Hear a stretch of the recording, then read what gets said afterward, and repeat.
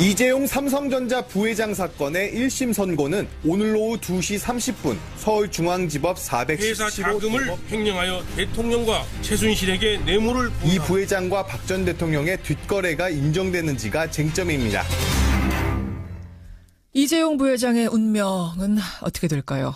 재판이 시작된 지 178일 만인 오늘 법원의 판단이 나옵니다. 일단 특검이 구형한 형량은 징역 12년이었습니다. 그 12년을 구형한 박영수 특별검사는요, 오늘 재판을 3개의 재판이다라고 했죠. 왜냐? 제가 앞서 설명드린 대로 이재용, 박근혜, 최순실 그 외의 연루자들이 다 실타래처럼 얽혀있기 때문에 오늘 재판 결과를 보면 다른 피고인들의 재판 그 향방도 어느 정도 가늠이 되기 때문입니다. 자, 이제 7시간 앞으로 다가온 재판 미리 들여다보죠. 최순실 국정농단 국정조사특위의 국민의당 간사였죠. 검찰 출신 김경진 의원 연결이 돼 있습니다.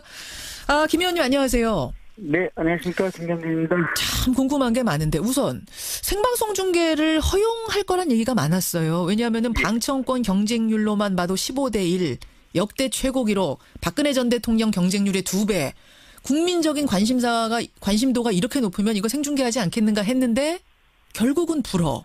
이거 어떻게 생각하세요? 그러니까 이제 법조계 내부에서는 이게 허용을 할 수도 있고 불허할 수도 있다. 둘 다 법률적으로는 크게 무리는 없다 이렇게 봤거든요. 그래요?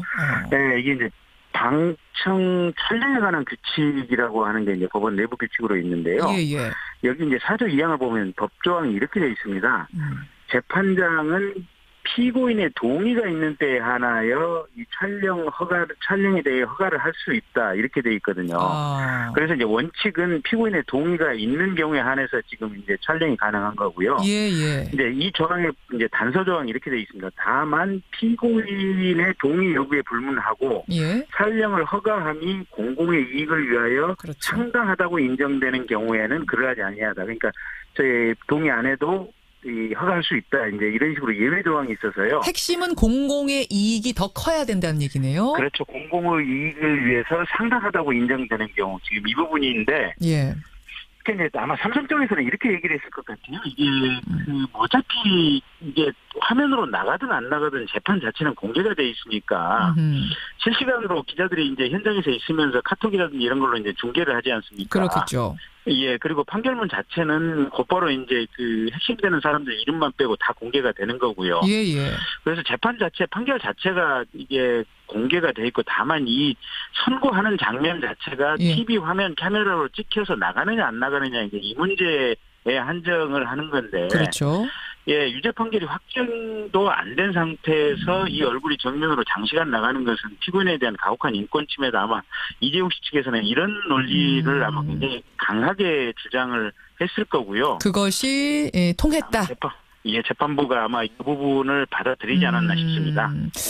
그래요. 그러니까 지금 말씀하셨듯이 이쪽으로 볼 수도 있고 저쪽으로 볼 수도 있는데 이쪽으로 손을 들어줬다. 이재용 부회장 쪽 손을 들어줬다라는 것을 보면서 사람들이 이번 재판의 결과도 혹시 이제 담당하는 판사가 좀 보수적인 분은 아닌가 성향이. 그래서 결국은 판결도 이런 식으로 나는 거 아니야? 뭐 집행유예 나는 거 아니야? 혹은 무죄되는 거 아니야? 이런 얘기들도 해요. 어떻게 그러니까 보세요? 우리가 지금 삼성 지난번에 이제 장충기 씨 문자가 한번 이렇게 언론에 보도됐지 않습니까? 그랬죠. 예. 거기 보면 이제 뭐 이렇게 공직자 또 기업하시는 분들, 언론인들 온갖 종류의 세상에 존재 가능한 청탁은 거기 다 들어가 있었거든요, 보면. 맞습니다. 예. 그래서 이제 삼성의 힘이라는 게 도대체 끝이 있는 거냐 없는 거냐. 뭐 이 정도면 삼성 자체가 하나의 국가고 삼성의 어떻게 보면 총수는 거의 대통령에 버금가는 상황이 아니냐 이런 두려움이 하나 있는 것 같고요. 그렇죠. 두 번째는 이제 김진동 부장판사가 이게 뇌물죄, 특히 뇌물 공여에 대해서는 조금 증거 법칙을 좀 엄격하게 해석하는 것이 아니냐 이런 우려가 좀 있는 것 같아요. 왜 그런 생각을 하냐면 그냥 막연하게 하는 게 아니라 지난 12월에 진경준 전 검사장하고 김정주 대표 그 넥슨 주식 사건. 네. 요거 이제 뇌물로 보느냐. 4억짜리가 120억 원이 된 거잖아요. 비상장 주식이 상장해서. 요걸 뇌물로 볼 거냐. 이거 정말 뭐 공정한 걸로 볼 거냐. 이 재판에서 여러분 기억하실 겁니다. 결과가 어떻게 나왔냐면 진경준 검사장한테는 징역 4년인데 김정주 대표한테는 무죄를 선고했어요. 그러니까 이건 뇌물은 아니다. 그때 판결했던 그 판사가 이 판사입니다. 예, 그렇습니다. 그렇죠. 예. 그래서 이제 법원 내부에 이제 세평을 들어보면 김진동 부장판사가 이렇게 재판을 꾸준히 재판 업무에 해온 분이고 무슨 특별한 이력이나 이제 어떤 논란이 되는 경력은 없는데 예. 다만 이제 고 진경준 검사장 사건에서 이제 이 뇌물 부분이 이제 무죄가 났고 예. 그 이제 무죄 이유가 보면 그게 친구 사이에 주고 간 거고 사업에 특별한 어떤 도움을 준 부분을 찾지 못했다. 그래서 이제 증거 불충분으로 무죄다라고 이제 당시 판결을 했는데 예. 그런 어떤 판결하는 성향이 이번에 이재용 씨 뇌물 사건에도 영향을 미치지 않을까라는 우려세요 보니까. 뇌물죄 혐의 적용에 있어서 좀 보수적인 분 아닌가? 조금 네네네. 소극적인 것 아니냐 성향이 이제 이런 거죠. 근데 제가 보기에는요. 예. 이게 무죄 판결을 하기도 쉽지 않아 보입니다. 이번 이재용 씨 사건은 뇌물 부분에 대해서는. 네. 왜 그러냐면 예. 가령 이제 첫째는 최순실 씨나 정유라 씨에게 돈이나 말이 간 건 분명하잖아요. 보면. 분명하죠. 예. 그다음에 그때 당시에 대한민국의 극소수 일부만 알았던 최순실이 박근혜 전 대통령의 핵심 측근 중에 측근이라는 사실을 삼성이 어떻게든지 알아냈잖아요. 보면. 알고 있었죠. 예. 예.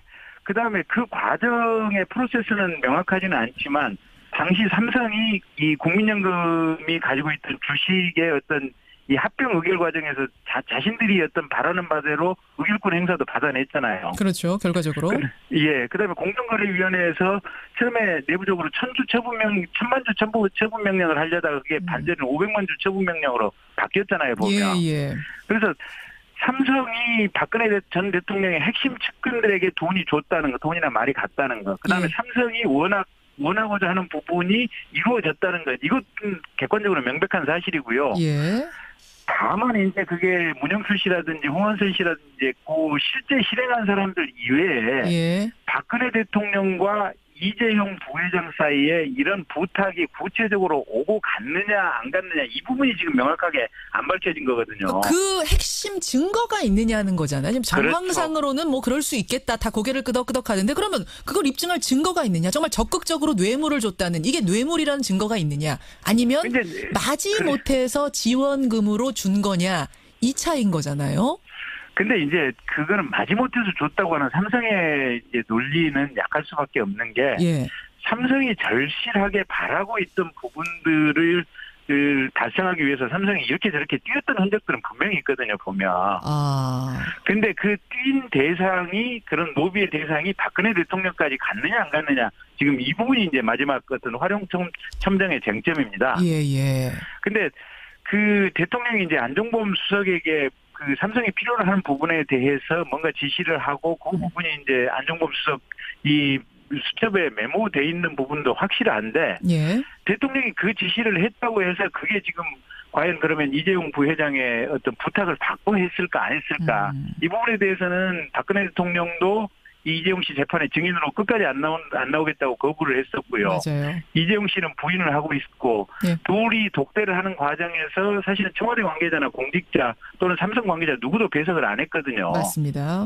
예. 그래서 둘 사이에 있었던 얘기는 사실 알 방법이 없습니다. 그러니까 안종범 수첩이 제일 중요한 핵심 증거다라고 특검은 얘기를 했지만 예. 알고 보니까 안종범 수석이 그 이재용 박근혜 두 사람의 대화에 배석해서 쓴 게 아니라 나중에 박근혜 대통령의 그 지시를 받아서 쓴 거라는 걸 알게 된 후로 이거를 그냥 정황 증거로만 지금 저 재판에서 판사들이 채택을 한 거잖아요. 그렇죠. 그러니까 그렇죠. 이 정황 증거만 가지고 과연 이재용과 박근혜 사이에 그런 청탁이 오고 갔느냐 여부를 인정할 수 있느냐 없느냐. 예. 이게 오늘 뇌물죄의 유무죄를 가를 핵심 관전 포인트입니다. 핵심.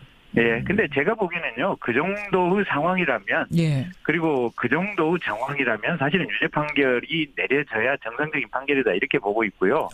무죄 판결 내리기도 쉽지 않을 것이다. 저는 그렇게 보고 있습니다.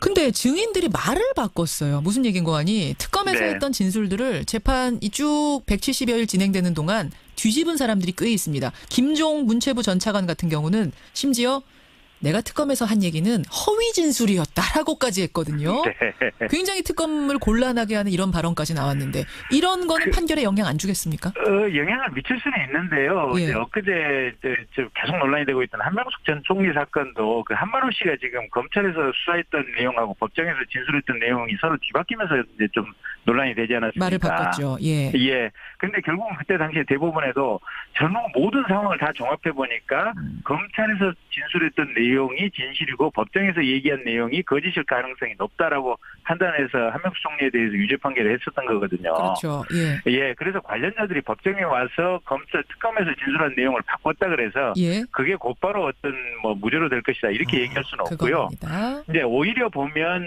법정 재판 과정에서 지금 정유라 씨가 등장을 했지 않습니까? 그 사이에 송환이 돼서. 예, 기습 증언했죠, 정유라 씨가. 예. 그게 이제 뭐 삼성 측에서는 특검이 이제 보산 증언을 시킨 거고 어떻게 보면 일종의 협박을 통해서 자신들에게 유리한 어떤 증언을 시킨 거다라고 얘기를 하는데 예. 전체적인 상황에 비춰보면 그렇게는 안 보이거든요. 그렇다면 추가로 나타난 증언들도 있고 또 문영표 씨라든지 홍한선 씨 이런 분들은 1심에서 지금 유죄 판결이 나왔지 않습니까 보면. 예. 네, 그런 상황을 종합해 보면 저는 오늘 뇌물죄 부분 충분히 유죄 날리라고 보고 있습니다.